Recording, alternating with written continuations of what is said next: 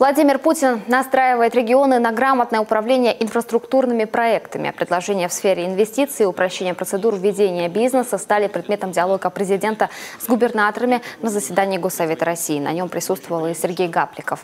В следующем году Москва примет стратегию долгосрочного развития страны. Она определит конкурентные преимущества и точки роста для каждого субъекта, их экономическую специализацию в межрегиональных и международных связях. Исходя из них, местным властям предстоит скорректировать свои госпрограммы и планы, сосредоточившись на достижении конкретных результатов. Еще один фактор, объявленный президентом как показатель эффективности и результативности работы руководства регионов – финансовая устойчивость. От этого зависит доверие инвесторов. Для этого в стране, например, запущена федеральная программа реструктуризации бюджетных кредитов. Но я хочу это особо подчеркнуть, уважаемые коллеги. Специально обращаю ваше внимание. Чрезвычайно важно, и хочу об этом напомнить еще раз. Регионы-участники программы обязуются сократить коммерческую долговую нагрузку, дефицит своих бюджетов. Я прошу отнестись к этому серьезно. Обращаю на это ваше внимание. Те ресурсы, которые вы получаете, должны вести к оздоровлению финансов в регионах. Не нужно набирать новые долги, разбрасывая полученные ресурсы на то, что вы считаете наиболее целесообразным. И опять погружаться в эту долговую яму. Вот я хочу просто, чтобы все услышали. Я соответствующим министерством ведомством поручил регулярно мне докладывать, как идет работа по оздоровлению финансов в регионах Российской Федерации. Уже говорил об этом публично, и с болью в сердце еще раз могу сказать уже в этом составе.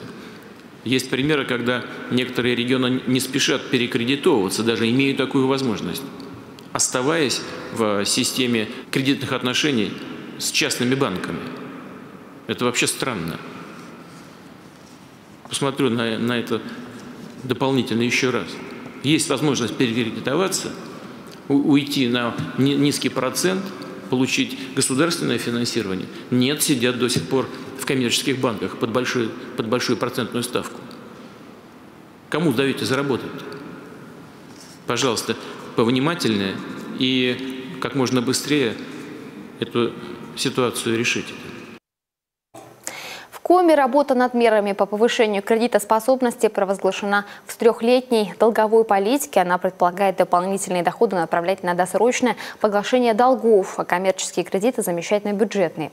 Напомним, прежнее руководство региона нарастило долю займов по 19-20% до 80%. Это привело к тому, что затраты на обслуживание госдолга превысили 10% всех расходов.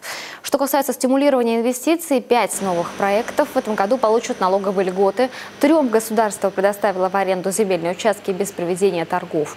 Среди невиданных прежде полномочий республики возможность заключения специального контракта, содержащего гарантии неухудшения условий ведения бизнеса инвесторам, а также снижения для них порогов масштабности, чтобы претендовать на господдержку. В следующем году за этими процессами будет следить специально созданное Министерство инвестиций и промышленности. Его возглавит вице-премьер Николай Герасимов.